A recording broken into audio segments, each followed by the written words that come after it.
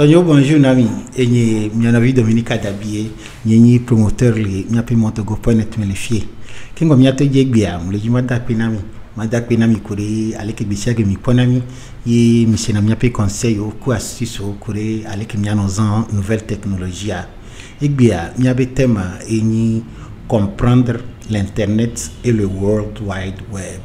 Voilà kingo mia ejia mlejima donc mibe ye mi pole s'abonner na miape chaîne ya mi s'abonner ni miazinga viaji kami ngba de vidéo yi de topoa miano puelo comprendre l'internet et le world wide web. Les vidéos ya me gbia ma de ngo menami enu kenyi internet ku enu kenyi world wide web ma ibleo ni manami exemple terre à terre pour que Amérique pepe que c'est na ina ya over ina sa vo amnya enu kentonto benya amenya ebe po vidéo ya kaka mano voix et chalanya clairement nous kenyi internet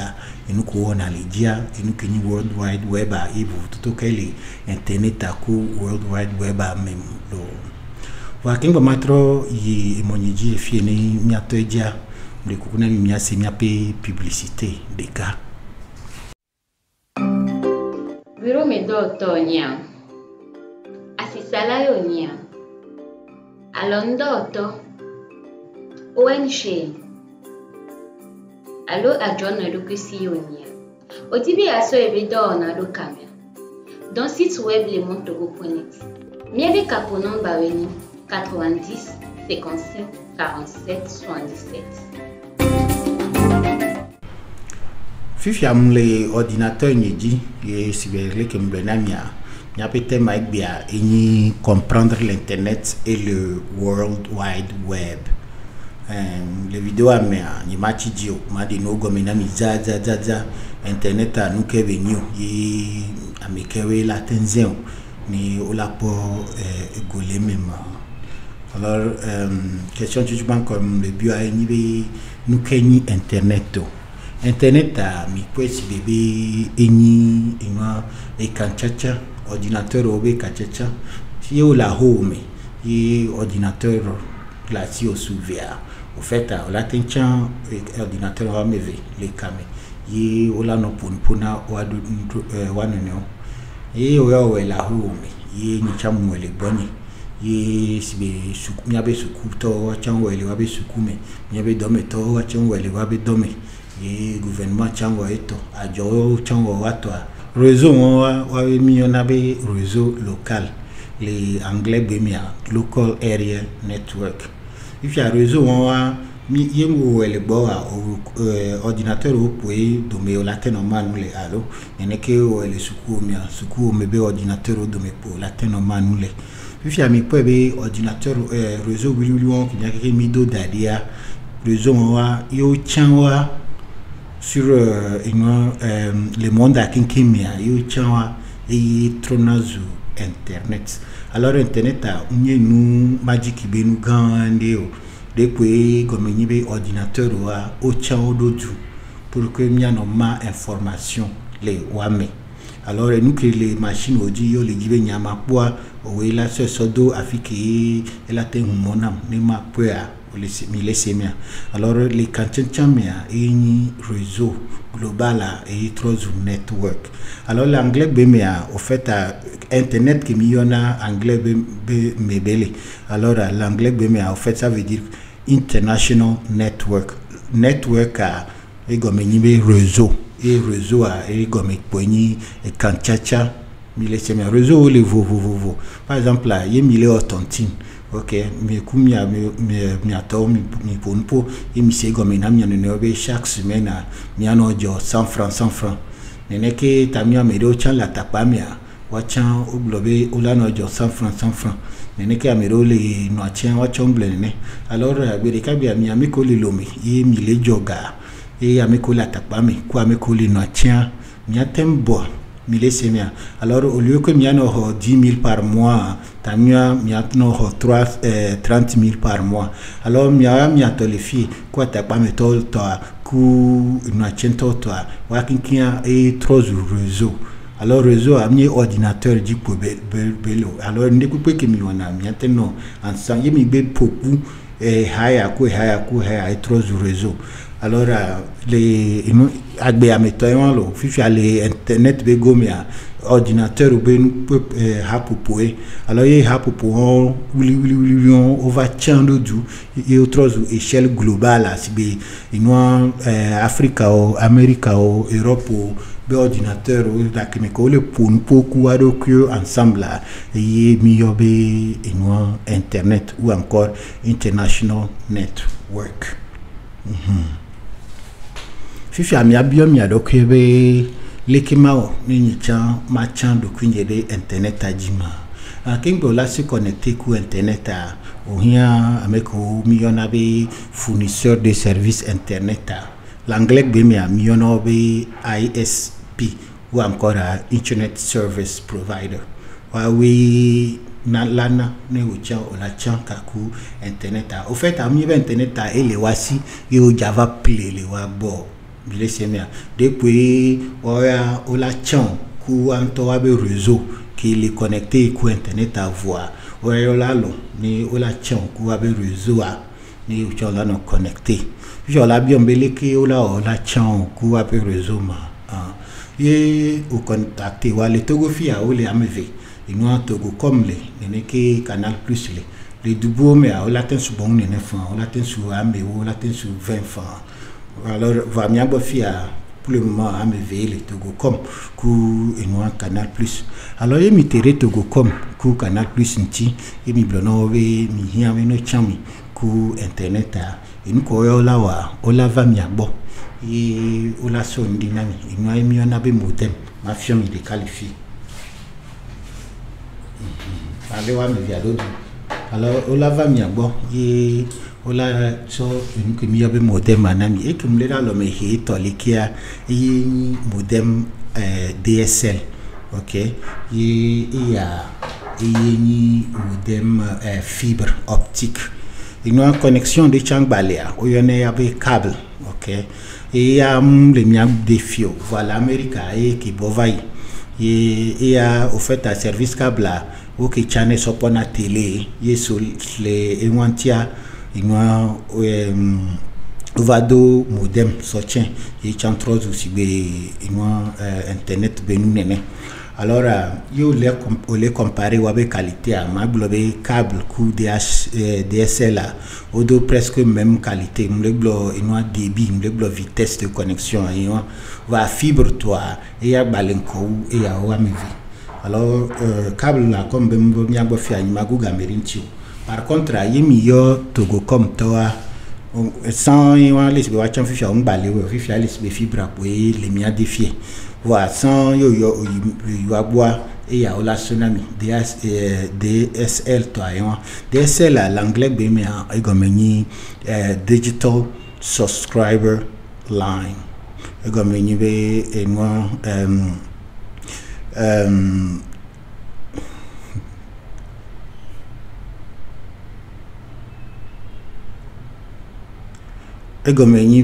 ligne de l'abonné numérique. OK, mi abiambe nous kentione comment mi passant ho kingo inwa DSLB technologie la toi yi kingo la yikamea odo azan inwa téléphone beka. Alors téléphone beka on déco la de les combiner au godo na so chanku ordinateur il faut pas composer numéro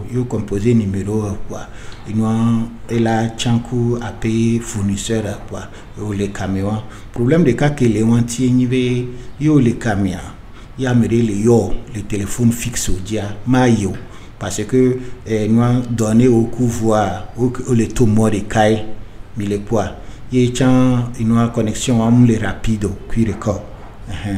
alors que DSL toi que vous tout que les a domiku une connexion au toi qui mi yobe daila pas tout que les et menibe ku appel modem une DSL et moi on a des gens que mi yonabe splitter ou encore diviseur et une téléphone au beka au lieu que on la tient soit téléphone ou mais on la appelle ou encore soit ordinateur ou mais on la internet dia on la dans splitter et on la marque arrivé et on marque arrivé quoi et carika et là il modem à godo mi le pas d'ovia et là il modem à bedo mami mi le pas tu toi on aurait comme DSL puis je ai avec bon et à mi a ce chanku mi a payé pour téléphone fixe me le mieux portable mi a ce chanku téléphone fixe alors avec ça nous quand mais à wono et ya be donc be signal analogue qui va na si be no aya me be signal ho toi et à la sepoa et la convertir en numérique, d'où vient le nom Digital Subscriber Line ou encore ligne de l'abonné, ligne numérique de l'abonné. Alors il a converti signal analogue en signal numérique. Pour que y a un déploiement camé, y a tati ligne bon, ni a la fixe mais comme nous yo au latin ouais. Alors technologie en toi et un DSL voit garé mi cham yaten c'est code OB ADSL au fait à ADSL coup DSL à technologie de kai vous voto to que le wa domi a nibe ino yo au abonnement no DSL à et comme nibe ino vitesse à le débit qui est tona kwe ke vana oni de cas par contre yo ADSL à et comme nibe et qui tona et vitui et qui bana et lolo parce que ADSL à l'anglais mais à comme nibe asymmetric digital subscriber line il est semia ok alors mi a bien mi a donc be nous kenti mazan ADSL alors nous kenti mazan DSL ma yo une au internet pour be ou la no télé kweto les caméras dans ce cas comme une qui ou les quoi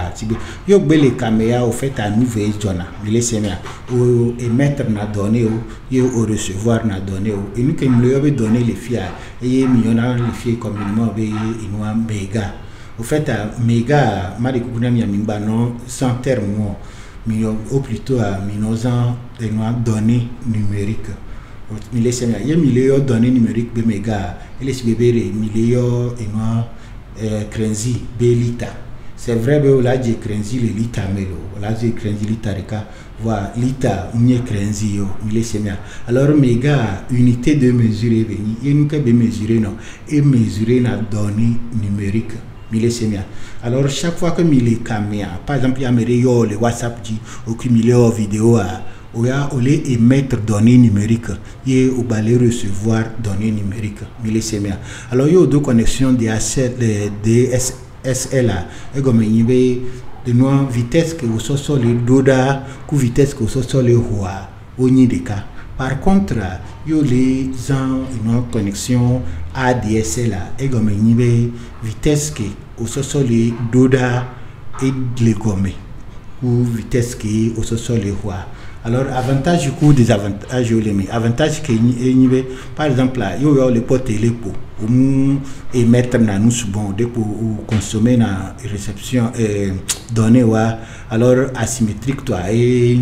parce que généralement avec pona ou DSL toi et parce que au m'a remarqué même vous voter tous les émo par contre yo le aussi nous si au deux chaînes YouTube et be siag on a vidéo yo no de camé. Dans ce cas, on a un DSL. Pourquoi? Parce que EGB nous émettre na nous donner caméra EGB no ikaba parce que il une vidéo de 2 giga octets de données à il caméra. Dans ce cas, on a une connexion qui est une bande sortante,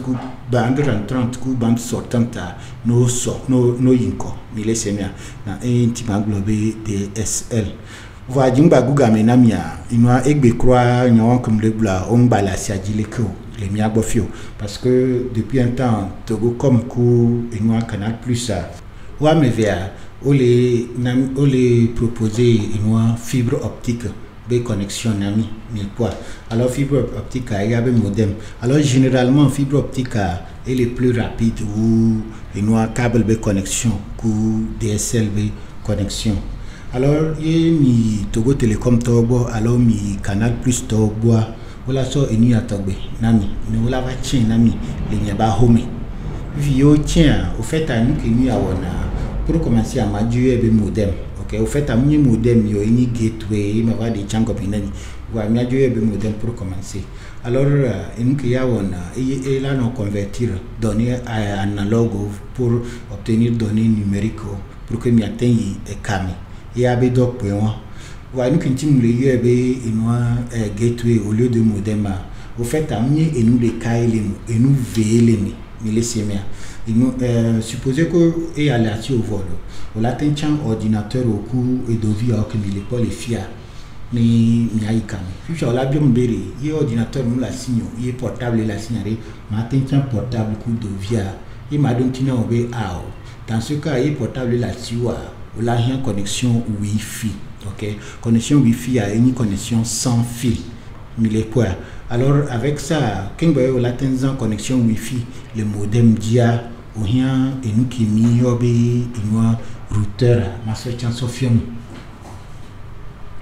et nous a un routeur mais les pas antenne via les dia et nous a un routeur et il y avait donné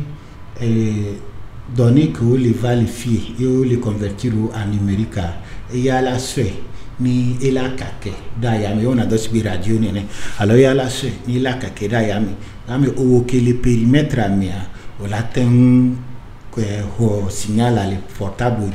ni au la se connecté par émi on avait connexion wifi il est bien alors il y avait deux un routeur voici balik que le blenania au fait les ia dia nous de kailo modem ya le mevo avec convertir na données émi modem et le mevo ni neki routeur chan lemi wa me via le fi ou le pas antenne ou le die wa me via lemi alors et bien quoi yo wa me via le au chan le nous de caméra ya atteindre le modem fan va bien content toi ni gateway l'anglais mais comme ni be portail comme be il atteint convertir ne que il atteint ma connexion chan direct il est senior alors avec gateway on va un routeur parce que il est mevo mais on la chan et comme il y a les désactiver comme il be modem et be routeur on va les odo pour et à toi la kake même si on désactiver on la ten sur chan fan qui mais là aussi wifi ou encore il y a chan la ten odo si extenseur mais il a kake chan so pe na odo alors et nous de chambale et am le vevere voir si et mi yobe extenseur au fait il y a chan la ten agir si extenseur nous que ya wono il est très simple supposez que au chan modem ou le odo ku be routeur a dire kalemi il est odo ni gateway wa il est odo voir au chan les salon mais voir yo hogame a remarquer na be connexion à une session et vanalo voir une session alors nous ko la wa ni on l'a play ni atogbe OK on l'a play à chan fan là même chose voir et a jo hochi et alors on l'a play et atogbe vio play quoi à brancher les noix de domaine si ce salon mais il hogame et be de pepe quoi on l'a branché gamia et là no signal les noix modem oji zureka alors gateway oji quoi et hor signal le funa et là ba kake p ni le quoi et noix routeur l'équipe mana connexion et maner les cercles mais les qui misemia alors il est supposé que et be signal et be musia et les cercles ya mea yo so et so tient les fiers et tient là dans et tient be cercle qui ce qui veut dire que avec les fiers so ikaka avec les funwa et tient la tendo accès na connexion les semia alors il pas point yemi Togo Telecom tobo allo Canal Plus tobo yemi blono be mi ya internet la so et avanami yemi les et le couvrir nyare le ba homia tu karare ko pomno wa yimi be afiri le ba home ye connexion le de nyodia nya template afan so peji pour que connexion ne ba yin ko vire pelo alors avec pas ta point yemi be yo Togo Telecom to allo Canal Plus to ye ola so modem ava ola installer nami OK ye par mois mi a template forfait o le vovo ni madame mi prio le fio ni anto va bo ne ola yo nami alors mi o encore ay gombe mi a cham mi le kam mi do accès na internet la question que mi a bien mi a do que be enibe que internet ale mi a sifi fiare nuke mi a ten wole ejima alors les vidéos à métier pour ne pas courir inti alors nous que n'y atteint le internet internet a service beaucoup le fond que n'y atteint wa n'y a meilleur mise en WhatsApp ou Facebook et les réseaux sociaux pour amener des dépêches pour l'internet service beaucoup de les vidéos à métier de ouvema de wa gomena mi tcha wa bobo to am nyanto la yini mi akaka ni mi apo alors service YouTube en tant que ma pour na mi korinti que les disponible internet dia et miyobe web ou encore world wide web nous kenyu au fait y mi ja recherche allo mi affiré mi po on adresse www. quelque chose.com et une adresse de site web. Alors adresse de site web web diolé. Alors web a une collection des pages web ou site web une collection qui est les caméras. Et quand vous voyez ni boa mi navigateur. Alors service web a élevé a globé les gens internet voit au mien que to web au baroque au les chemia yo ni sukuvi o ni ajoto ndi pepe ko la wa na sinde gomia o hia ado access na web a diebeli funi mi ayi matonya tepina mi ayi mi jabio question de bere le ko wona nu ma alo fike nu alima mu hia bi mi atoni mi avait bio amédio première des choses que mi a be navigateur ni mi avait moteur de recherche et les mi a pour question réponse à la to flobo ni mi anto mi angle et mi le fond et même c'est gomia da mi aten fait pour améliorer ni pere mi antini mi assez gomme parce que ekbia 2022 a mekimilia non indépipia et les camé indépipia et les web aji mi lesemia alors recherche yo mi le au site web ya merina mi o information de que mi le di o mi ayi ino web aji ni mi aji le fond service de banque il y a yeni email a any moyen de communication mi parle si balé qui sans yo ja wallet anamia wala wallet quoi aso y post wala soso do damia la se considère des cas qui wallet la do fun ya mi changa nglen quoi e changa gba wo to e changa so do la ba considère des cas qui bo chon la hwe na conversation de cas ou 2 semaines et wando ku email a mi mi awe ni no mi aten hu email gbogbo to a o le fata alors mi a hu email a yenya de le poa de poa on de mi a sodola evo par exemple mi le bureau mais a pièce jointe ou les documents ou les mi le diamana mi anonoa mi aten zan email mi a sodola gbogbo to comme je le dis a o le fata alors et le vevere nous tombons que mbema blana mi renti le fia eni eno réseaux sociaux a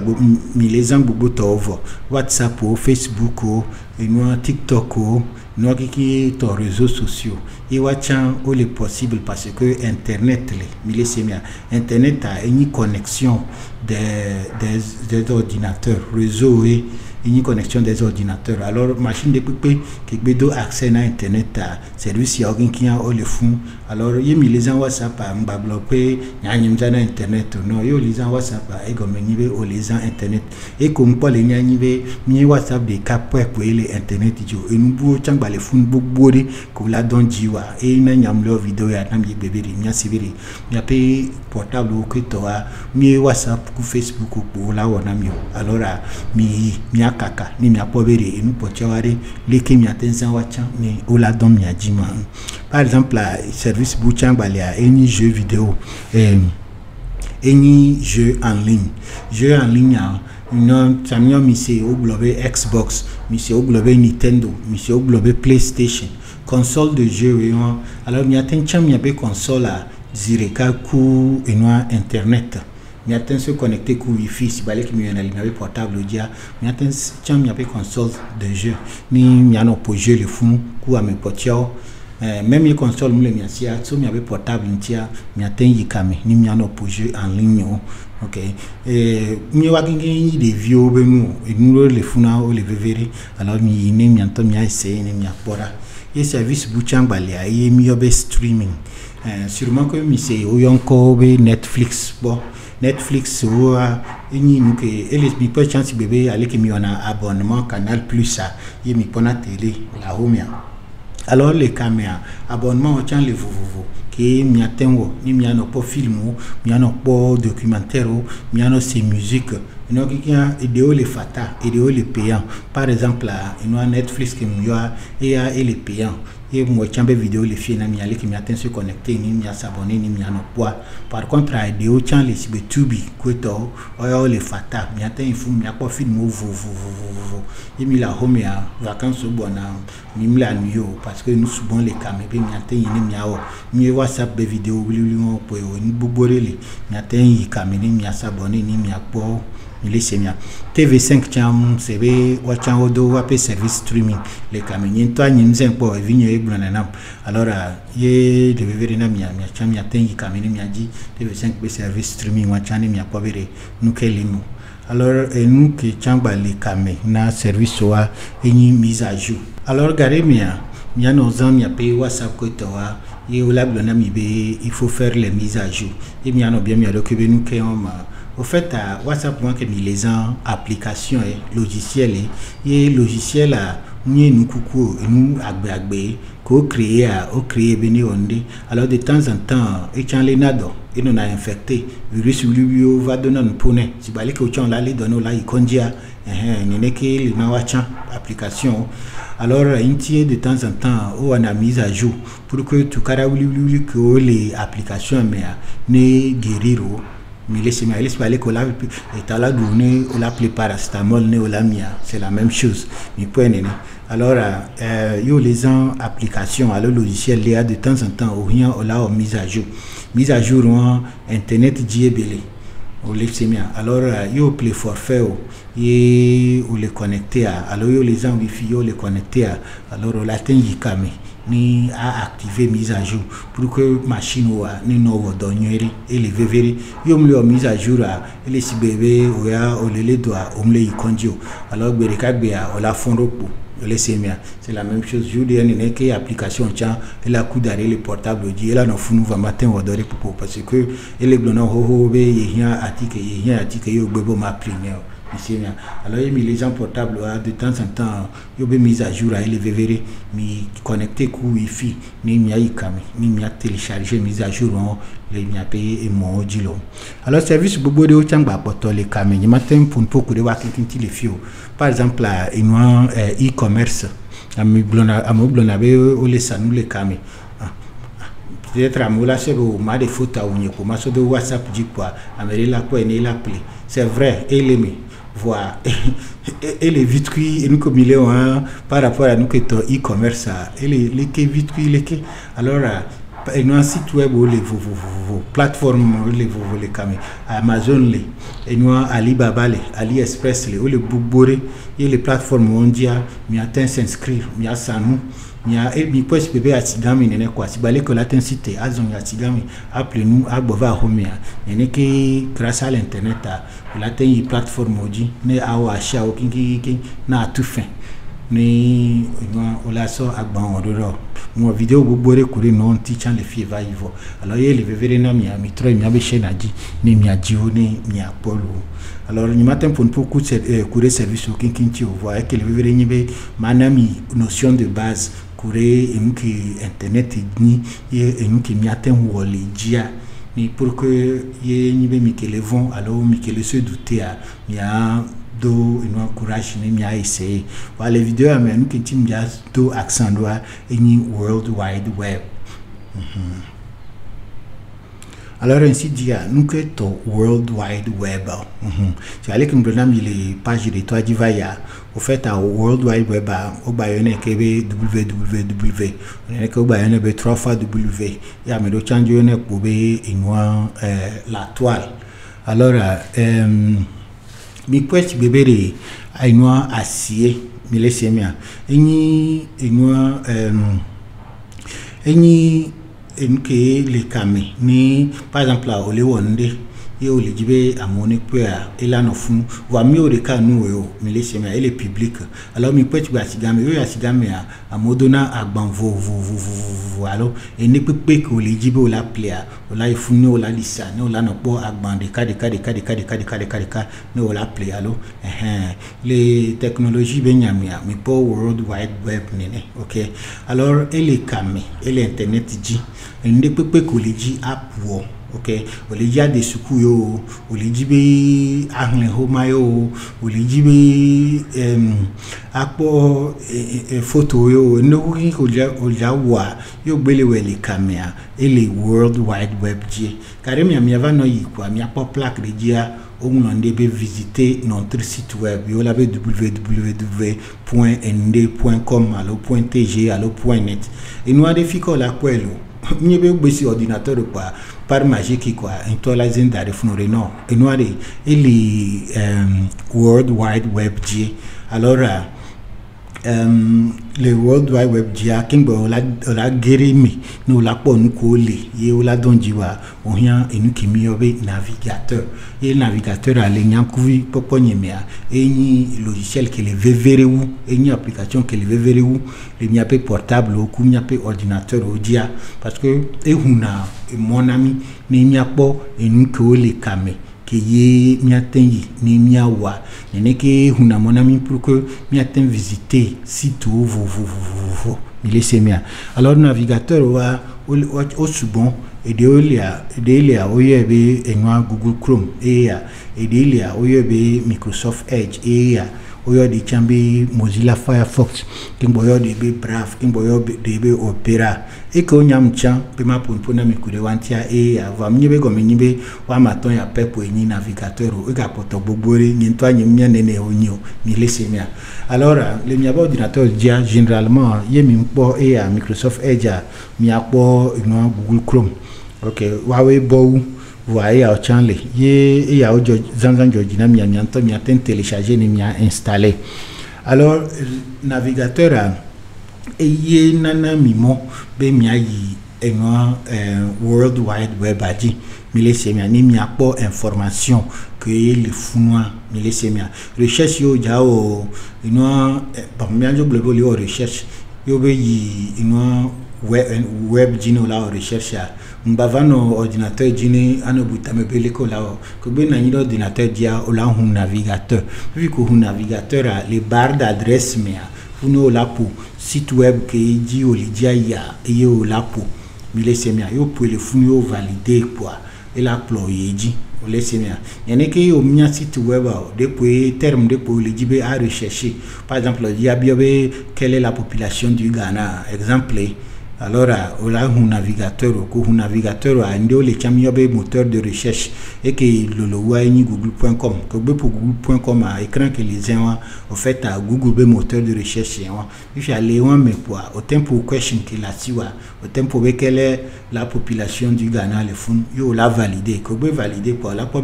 page web là to vous y les wamea information que rien et là no fond alors intime que les bana mi semble ye mi ja wonde allo ye ndele dom pona mi libe mi ase gomea muhia be mi aso portable mi aya mere allo mi afofun fo mi aya mere gbobe ndekuku na opere ntinye mu libe mase enu ago allo le ko yo na nu muhia ngba hian le 2022 ngba hian enu ki mi opo yin bere les miapé portable dit allo les miapé ordinateur de bureau dit poids miapé navigateur et les navigateurs à mes poids mia pour question qui me le dit mi réponse à la to et mi anto mi anglais et mi rien et me connaît mi voix mon ko tout toi foué mi atro ya me rebon ya be mon que les recherche courir ni antia yo globele les ko yo aussi gomedo il est mi a no na be mi a be niveau de conversation on a élevé il est semé ya me va pobe le ko yo na ni o ale ko la don timi a etovona ya me va be mkele ngleni a yo mda fia o gloli kia e me mukona mu parce que on to la nya be amea e wo e forvo yesu e forvo ila na o chance pour que o la parenti mi semé a ele vivere alors yo ni sukuvi yo be mi a o fiche d'inscription le kame alors mi a remplir ndé le kame poa mba veille pour ne ayo amerebe ne va o no non on to o la ten we ke le vere ni be o la nya bere le yo ja enku ja wa o le world wide web ji ni le semia alors le world wide web ji o hia navigateur de quoi un navigateur l'ordinateur du quoi ne ya pour adresse que ji obo ni ya no gbe de funu quoi ko gbe nya ko ma ngale quoi to karamlo de ko yo la ngale a senya ko glo le funu quoi o chan la zone ji quoi we vo be o se gomme yo lo alors ma ka glo na mi chambe au fait à no web que mi le bloa ni ton internet ku web o mi nu de kawe o mi le semia internet si vous allez que vous voyez une connexion physique des appareils mais les appareils de peu la tension ne bela non internet dit fifia le internet y voit une web qui met le blanc et il y a des une collection des dossiers et des pages qui contiennent des informations mais les des informations où les internet dit entier ou un portable béni chanko internet pour que vous l'atteint accéder World Wide Web alors World Wide Web ou le web ou la toile ça fait partie de l'internet mais ce n'est pas l'internet mieux nous les cas au rien internet be au la World Wide Web G wa mnyebe go mnyebe que internet à la tiwa World Wide Web poe au la wo au la ten aux réseaux sociaux au la ten aux jeux au la ten au nouveau service vous les fous alors World Wide Web a un service de cas dès qu'il y a les internet tia il est semi nuance à pata pour il me baisse ya go menina pour tia aimer la konami il est semi alors yobe indele inwa e kamea mi bien mi recouper quelle est l'adresse parce que mi hien ni mi ayi sitaji ko mi hien ni mi ayi sitaji alors web ya me recouper be site web on kingia wawe tros wawe likami ye mi site web re ka ni web site web kin popuare wawe la tros web alors web mi be ni ndeke ni amerito ye mi ve weneo au tien au latin fait partir du web il suffit que on a créé contenu nous la ce sodo et cam que la do adresse publique que améré latin ni la poa par exemple Facebook mi on a mis une photo qui tout ça là ça fait partie du web monsieur mia il est vévéré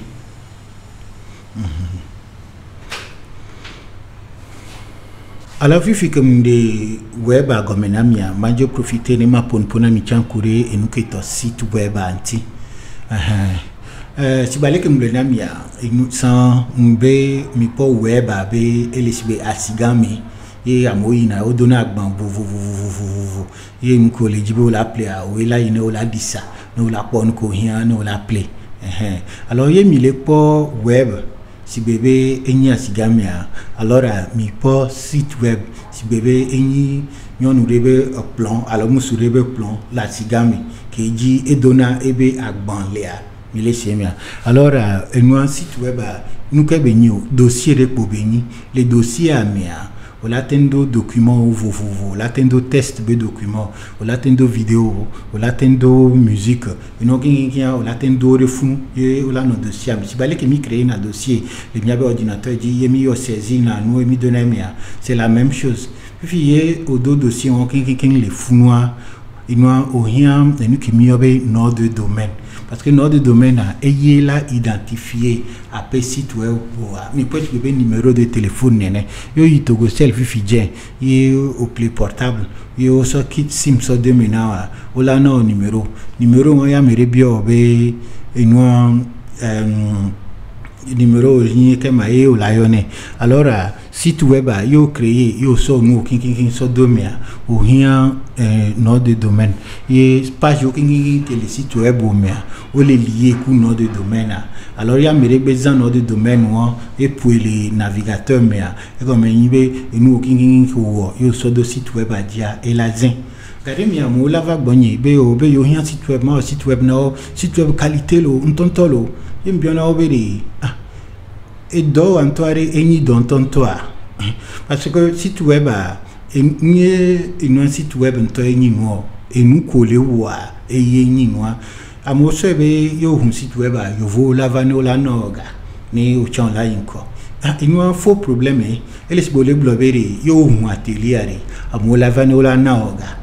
bi prenene yo onité là yo un atelier et on toi au mi atelier au benko au mi funu po am tande pena mere ma va funu bereka bebe ela tawore mi le semia alors ye mi so mi zanga bubo sona mi reve ni o site web na mia et à la suidare lo là o le que la do photo de cavere là et là o dare et a o eto va bubo toi et les mia boy mi le semia et nous qui mi aso do site web aji ne la de mi aba joa gomea e ye mia o mi po site web ati bebere mi anto mi aba joa mi abe atelier ko louer ino 15000 le ino ejirana wade physique et mazoma ifunu voyez nyim le jibe mado huma ikaka ejirana we ni mapo nu ko le sare mde kuku wo site web parce que yo site web are yini portable osano yinya wosano ola de photo no king de ka ola jo nyiri ne ola itali ole ape site web oji ku abe prix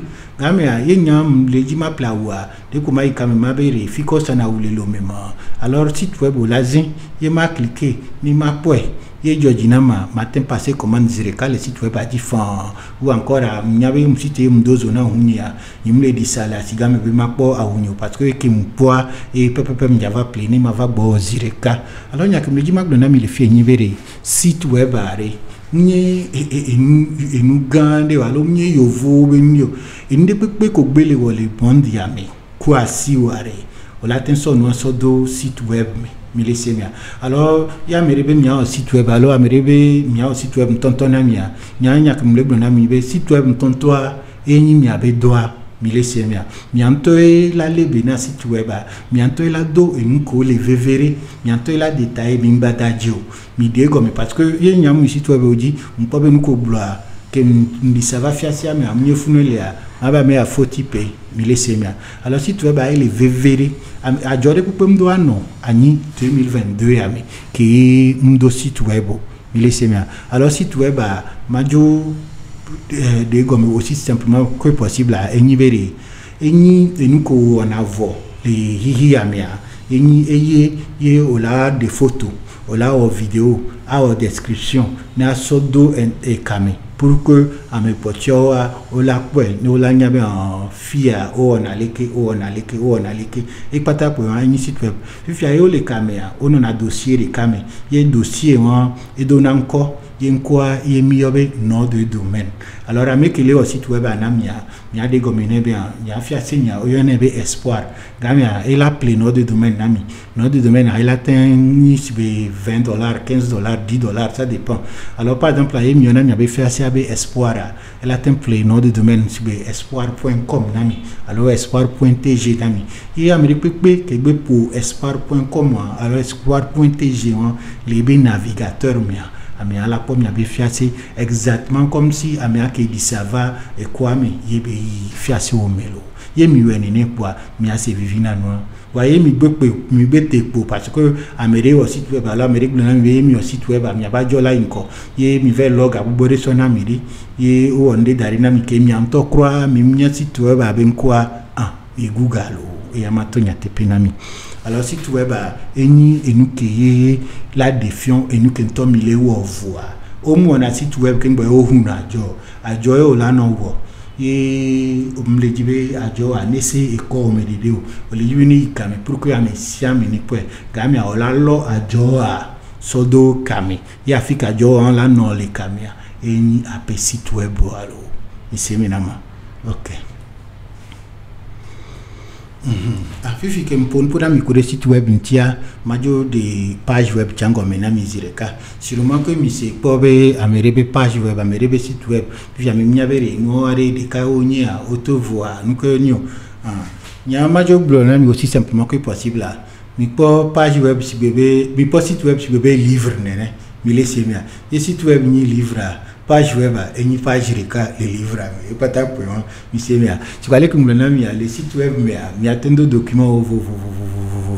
puis à vos documents are no na ya more ono na ndeji et nous que jono na et ni page web alors mi attendre site web que do page reka nene que mi attendre site web que do page 1000 c'est bien et que dromia et miao alors ye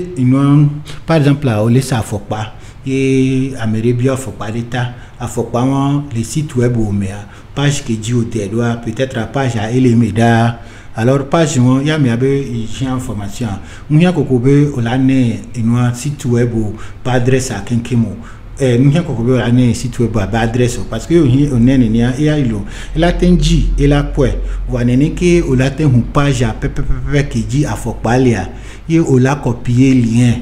il est semia ola copier lien en sort d'ode yo copier lien en sort d'ode ye zindia et le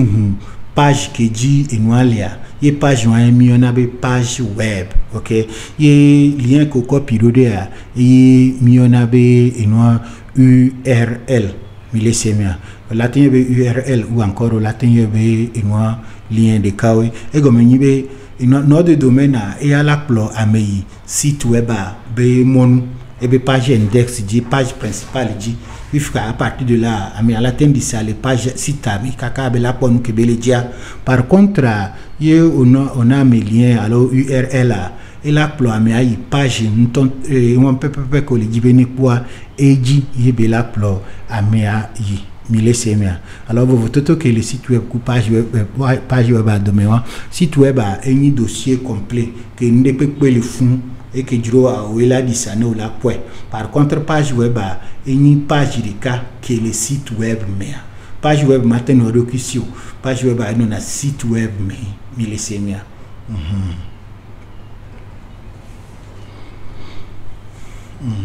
OK alors à majo blodireka nuke domaine nia ndeya go me vire va y voir domaine a ele vevere mi semia ya mere le créer site web namia mi bio tu gombe est-ce que il a un plein nom de domaine namia parce que ya mi anto nya fiko plein nom de domaine namia mi la va au site web namio il semia alors amere denga va be o yin informaticien ya ole kwa mi akam ya loga sonio question de cas vidéo le be mi bio mi akimbo plusieurs fois mouvana bonifia ou se plaindre na ben yo lenga sona meya bede ole kele internet jinao wa mi aso ga so du mba pepo ye ma bi ebere nukento e oblona meya beni wono généralement ami antom tendo na nyawantio ole semia on toi omnya nkole bioso amintio après quoi va no se plaindre be ami abao e anarcheo e figao erreur ari e so bowe entinyam lo vidéo ya otagbere mi antoa mi a ces terminologie a ogome laissez moi mi hien on voyalo et c'est un fait mi hien on voit mi a se wagome pour que ye mi amerebo penepere mi antia mi anto mi anya exactement et nous que mi hien so bois mi laissez moi mi pobe eni informaticien quoi et ala wena mi quoi evo non laissez moi owe hien noa owe la ina globere mi leke yo yi quoi fuse bobe ne pour anawa owe la cha modèle collégia modèle la no funvu owe la cha modèle collégia azan koledua et da kola poso ya owenya matin ipokwa la be ke juro kwa awe na mo parce que oponado if ya mi ala onde na kwa OK la bato le fun kwa ben nene hoga okwa mu nyere na o semia entim lo vidéo ya obere mia c'est terminologie ya ogo medical dika kami kwa yimi bale lenga be mia todo alo mena media o moya mianya enuke amia le wona mia alors nom de domaine et ni mi appelle site web à penko et que bani mi abe ajo à penko comme j'ai déjà dit à site web à mine peut à part mi abe ajo que mi wana physiquement et mi aso do kami mi laisse mi et les kami quoi nous na dossier de mi dossier à onanenko nko eni nom de domaine alors gare mi a pas nom de domaine wa mi a pas on fil www.quelquechose.com quelquechose.fr quelque-chose.net et mi be pon nde pepeku nko ni nia e go menyi be oni inwa no de domaine ya et no de domaine a mu le fata au plein mi le semia alors a me ki le au site web na mi bien toto pobere carte de crédit la siwa onya nu ke to carte de crédit a ole semia parce que a mi antom plein le kamepoa ni la va plein no de domaine na mi no de domaine a munya sigame o sane o kame o sanele mi semia question o nya so piège ni mi anya bere amea enuki mi hia ela tenwe na mi alors ma tenwe na mi alors généralement notre domaine wa mi apo sinon .com, .net, .tg, il a ni par exemple si fiasse au ni espoir on atteint plein nom de domaine que to espoir.com, espoir.tg. Mais avec la recherche les caméras, il n'y a pas besoin. Est-ce que quoi est disponible là? Et les chantiers bébé numéro de téléphone, regardez mais là non disponible, regardez mais moi non disponible. Voyez les disponible quoi. Processus sur lequel il y a tout aimé, ni mi appelé, mi laissez moi. Il y a nom de domaine à la miasi, il y a monsieur sortant comme il y a pas site web. Au fait à ming ba nyambe mi nos amis y yahoo.fr be email ou mi laissez moi. Mi attenza une qui mi yobe adresse email professionnelle parce que au fait il y a site web là sur il y a les camé et les serveurs déjà email on comme on a au latin ho chan le site web à mi laissez moi site web on a nous bon mi atteint ho email ou le site web mais alors il y a encore à job encore ni alors site web ou encore ni espoir.com au latin créer adresse email de comme info@espoir.com quand mi amélé ou email de là founé bela livré laissez moi ni au chan au latin isan une qui mi web mail là ni au la accéder email ou les caméras n'est que au latin configurer STMP que POP3 les portables audi ni message non que le sur le site web audi ou là non livré directement les portables audi mais laissez moi tout nous mais à mon la nyabe à mi à ebajoa les vevere à mi à essai numérique comme et on la prendre au sérieux. Il mis les miantors de demi que le fia, miaten aux Yahoo, FR, Queton, voire me que les douta, ou les pomirora, ou les commis, mais les sémias. Parce qu'il y a Joe, les vévérés, non, et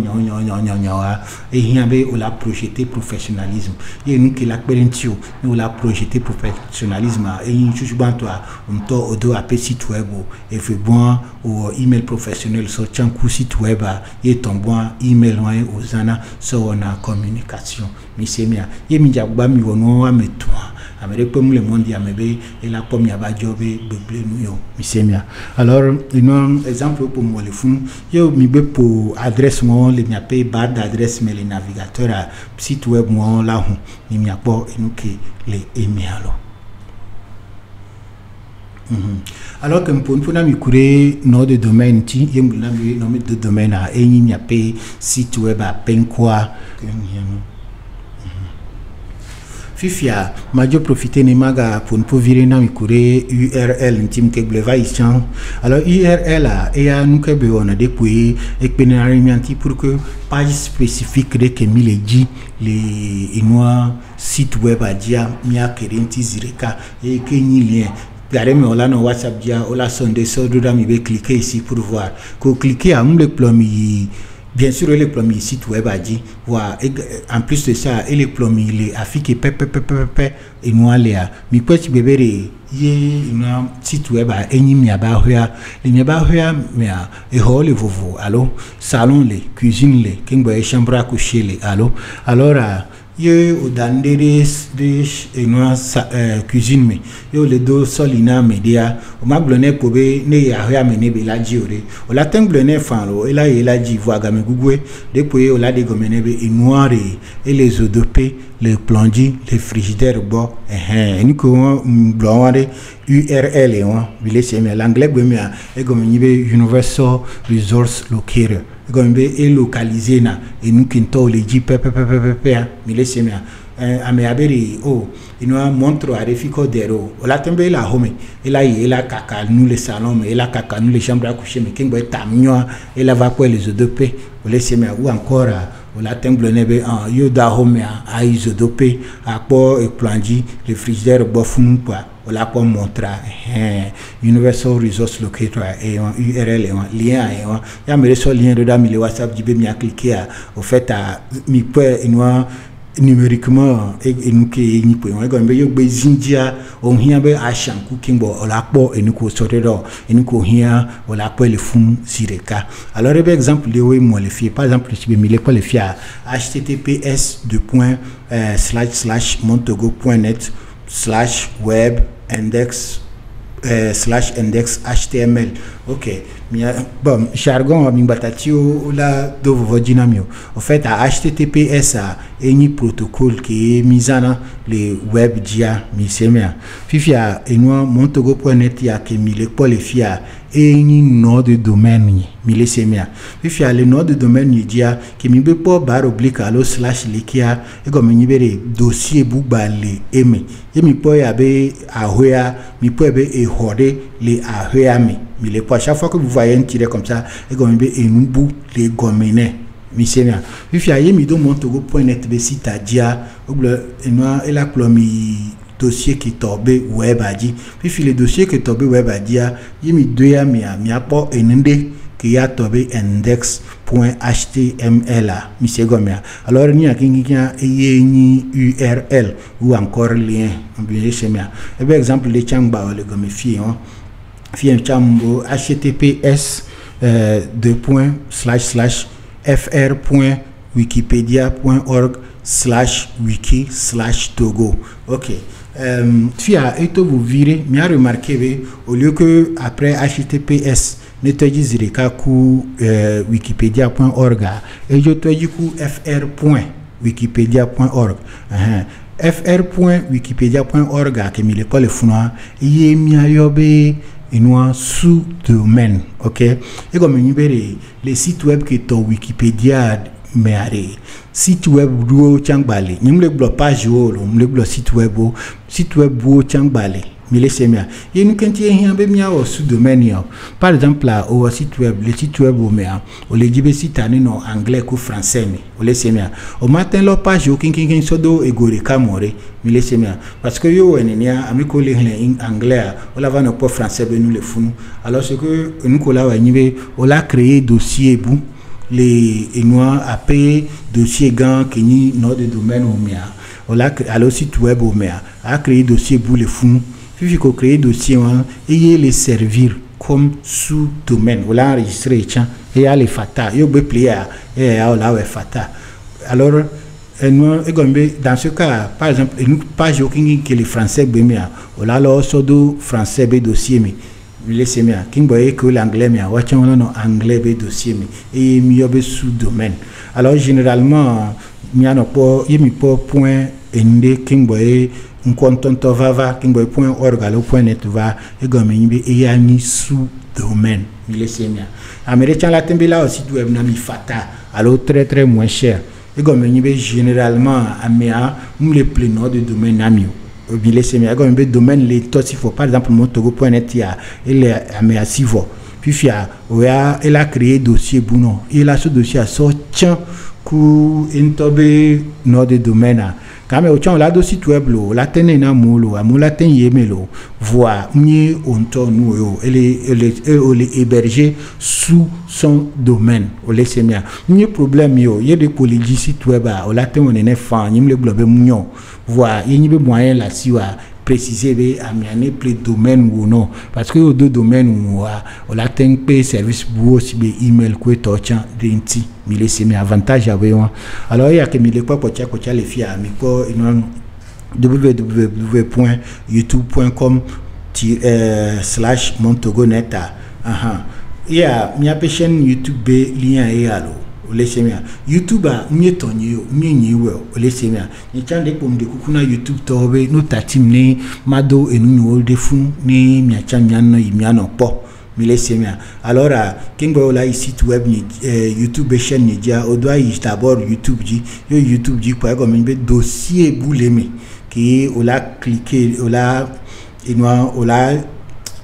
ito enti kingoye on l'a po enunye mi laissez moi alors techniquement et à coup et à o laisse benu de kawelo vous tout kele mi po nyibe les e a mea mi kuku be mdo domaine sous domaine de pour mdo dossier balo va déclarer dossier avec sous domaine mi laissez moi par contre fia o déclarer dossier avec sous domaine mi laissez moi. Ok, et pas ta point. Alors, bimbatati nous lui a nous chaka tous minami nous que le verre le fait nami nibe inwa ye nibe mi do ajo ye mi do mi ape article le site web a me vous ya merebe le di afokpa mi atenhu afokpa be page ni mi a copy e be adresse alors be lien alors be url ni mi a sodude mi laissez mia voilà ye nibe mi do ajo ya merebe obere ajo are edo site web ma Et dans ce cas, on a un site web à bas adresse et il y a un nom de domaine. Si vous allez par exemple à espoir.com. Alors, nom de domaine coup URL à nous de KWO. Il est sémia. Nom de domaine à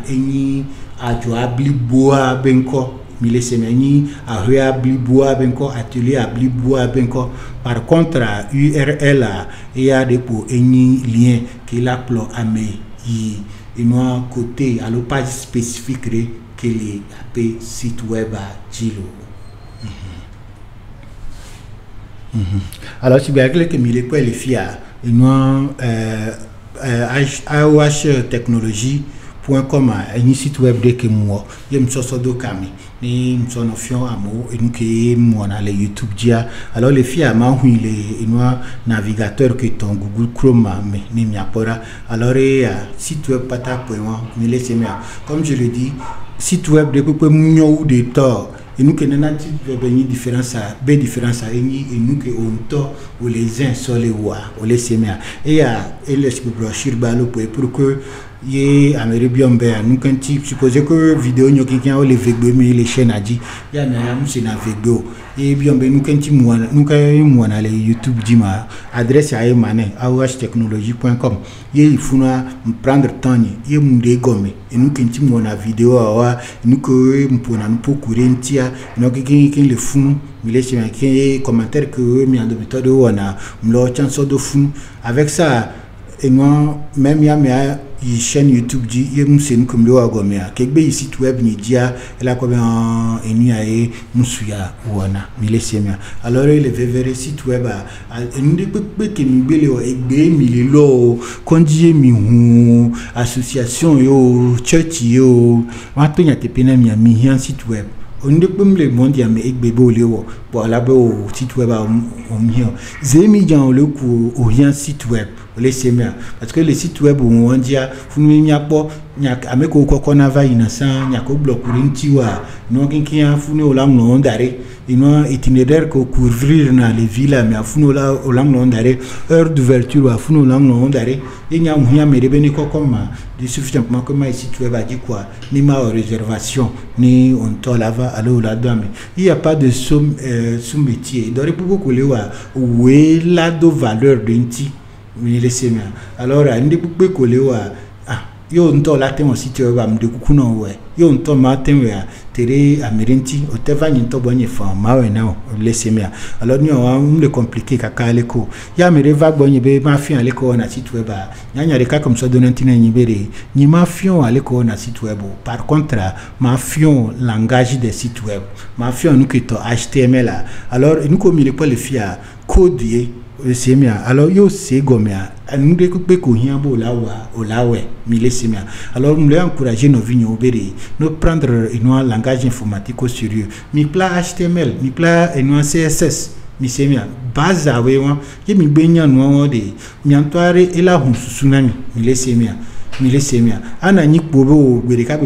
ma potonia o ma po egbe kuso oui là on ne a plat nous de cavérer pour tout un dia la opportunité au porte non et à une Africa va home site web et chan et créé et on crée na a Johnny Africa va home que mi on a le tourisme et alors les navigateur qui to Microsoft Edge alors navigateur wa encore pour dolilo sinon pratiquement wa kingi dore kaona et que le verenive fia et miobe non et miobe barre d'adresse et mi miapo a joabenko allo adresse web ni miai adresse web espace mulemo milesemia virgule mulemo espace mulemo miapo no kinking